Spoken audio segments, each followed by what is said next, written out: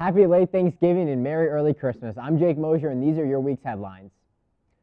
You occasionally hear stories about dogs running away, and sometimes you hear stories about cats, I don't know, doing what cats do when they disappear, but frankly, I could care less if your cat walks out on you. But have you ever thought about what you'd do if your lizard crawled away or your bird flew away? Unless your bird flies back, no one is going to catch your bird in midair and return it.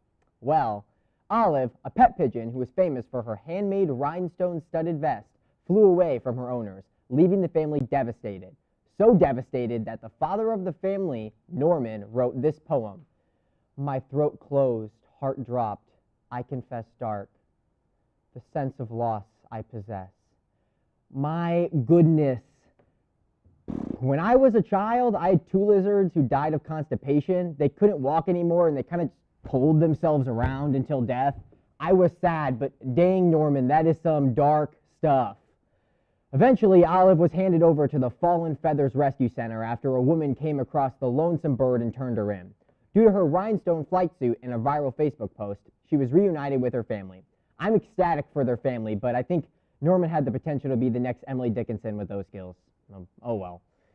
Because I've discussed DC's inevitable letdown, Birds of Prey, before, I feel it's my duty to keep the audience updated on the film. It is now officially titled Birds of Prey and the Fantabulous Emancipation of One Harley Quinn. Nice. Curling is a sport Americans fake interest in every 4 years, but I feel like in Canada, it's their golf. It's probably not, but it's fun to imagine it is, and that idea makes this story even better. Ryan Fry, who won gold at the Sochi Winter Olympics in 2014, was part of a team that got ejected from the Red Deer Curling Classic. You're probably curious as to how you get ejected from a curling match.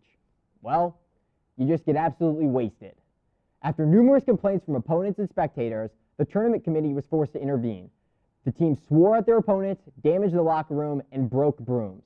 I'm sure it was upsetting for the opponents and spectators, but this sounds like the most exciting thing to happen to curling since NBC almost aired a show called Rockstar Curling, a show where the winners would get to compete in the U.S. Curling Championships.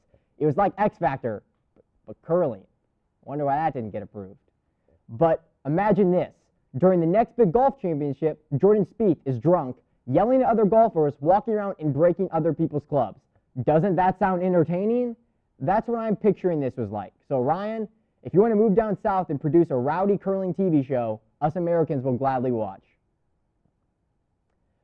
That title, it's really good. I think DC figured it out this time. I think they have a future Best Picture winner on their hands. Because, you know, using emancipation, a word most people only recognize in one context, is a great call. Future critical darling, you heard it here first. That's it for headlines. Back to you, host.